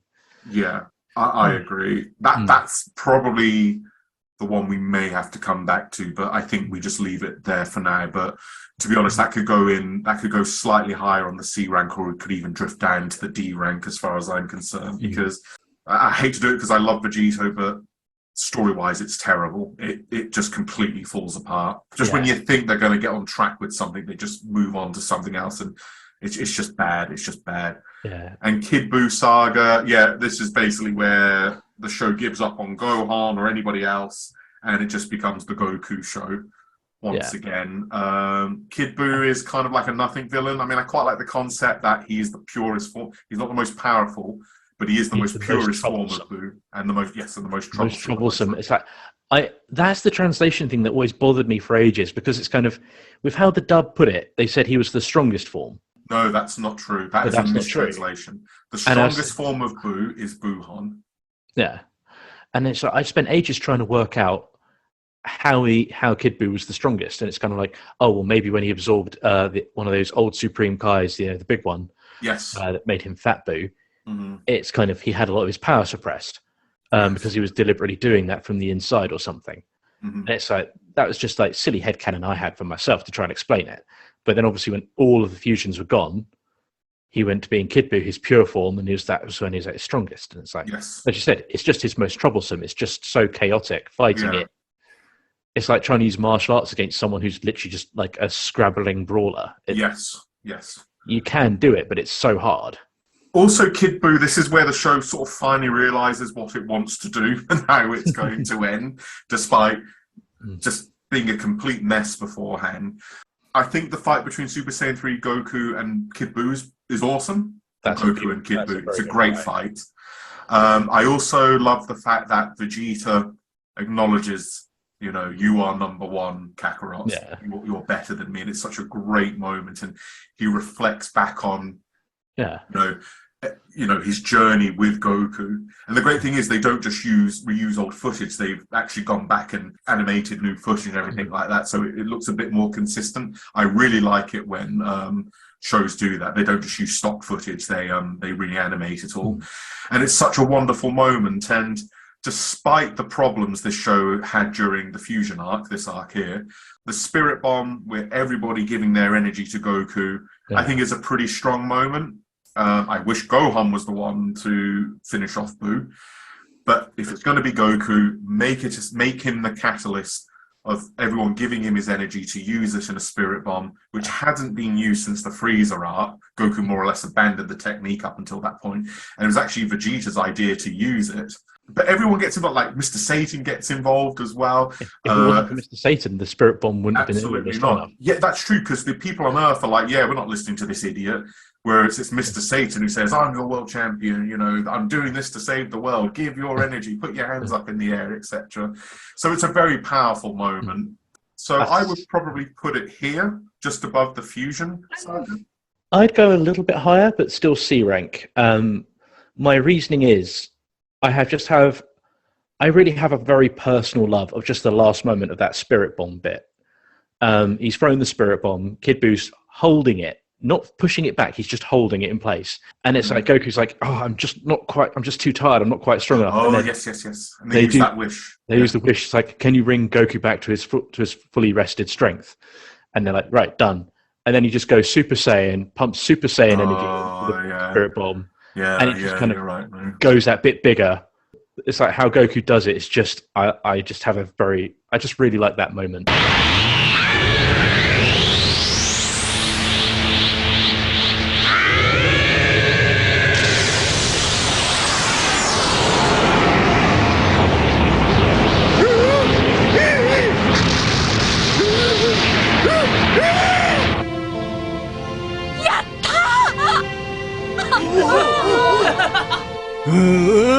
Very, very nice じゃ。いいぞ。お父さんの木が一気に膨れ上がった。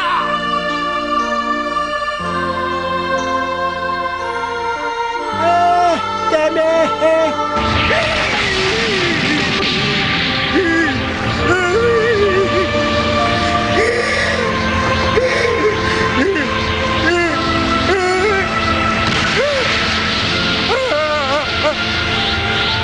おめえはすげえよ。よく頑張った。たった一人で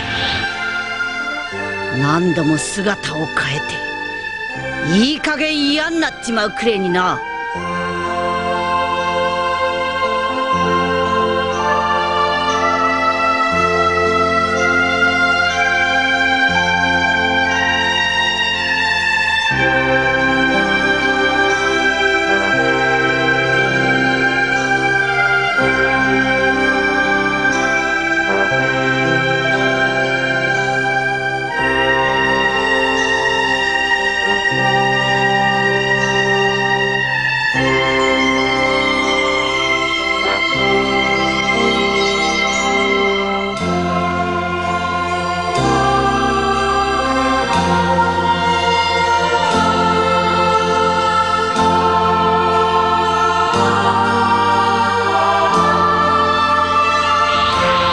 今度はいいやつに生まれ変われよ。1対1で勝負して待ってっからな。ほら、もっともっと腕を上げて。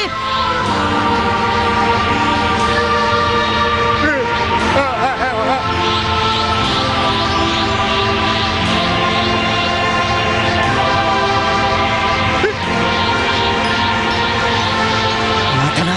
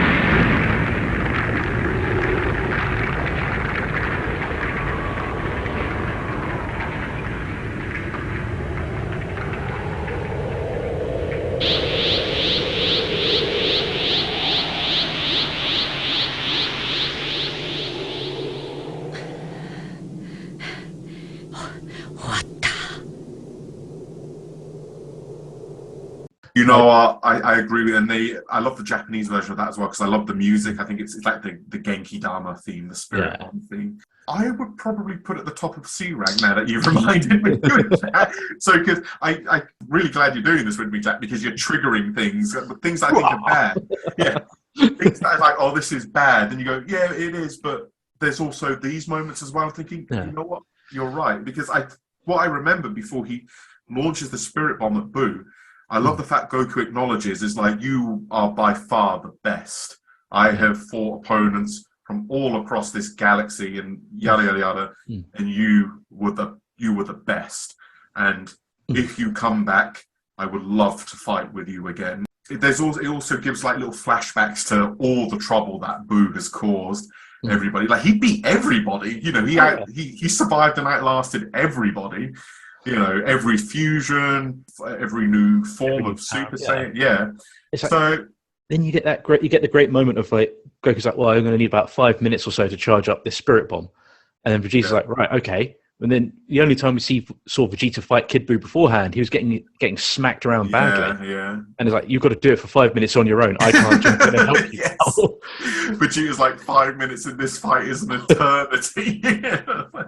And he gets saved by Fat Buu appearing as well. Yes. Like, Fat Buu comes back as well. Fat Buu comes back for it. Yeah, no, I agree. I think high in the C rank is fine.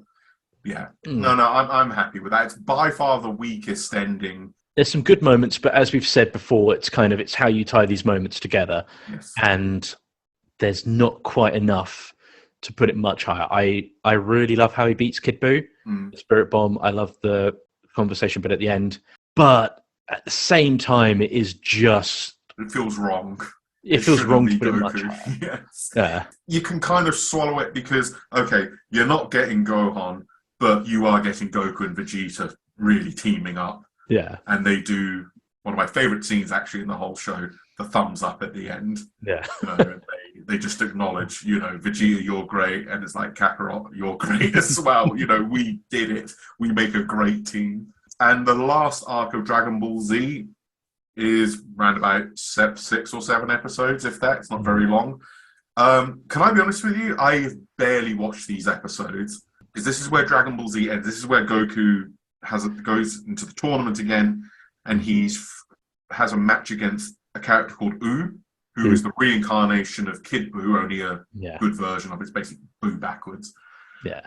I honestly can't remember much from this. I think, considering Dragon Ball had such a great ending, with the fallout of the Piccolo Junior arc, I find the ending of Z to be very weak.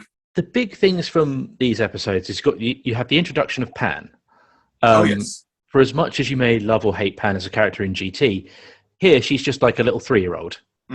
She's like Kid Gohan from the beginning of the Z. tournament as well. She's got like training gi on and everything for pretty much the entire time. This arc actually takes place chronologically after Super. It does. It is technically the oldest part of the furthest in the timeline for all of Dragon Ball until you get to GT, which may not be canon anymore. Because Goten and Trunks have grown up now, haven't they? They're like teenagers, aren't they? Yeah, they're proper teenagers. Which is like, they're like 2 or 3 years older than they would be at the end of Z. We're kind of at the right spot for them now. The only other good moment, other than the introduction of Pan, is how Goku does the whole introduction of Oob and talks about passing on the torch. Yes. And then the whole thing is he's leaving as an instructor, not as Earth's guardian, because he's going to train Oob to be that new generation. But to be honest, there's nothing so memorable about it when you compare it to like... But it's not crap, though. It's not crap, no. So bottom of D? Towards bottom of D, it's like... The big problem here is, and I've said this before about other things, the worst crime anything that's entertainment can do is be forgettable, because then it's not entertaining you. True, and if you can't remember anything about it really, even after we've been talking about all these bits and pieces as we have been so far, then there's nothing there. And that's the Dragon Ball Z section.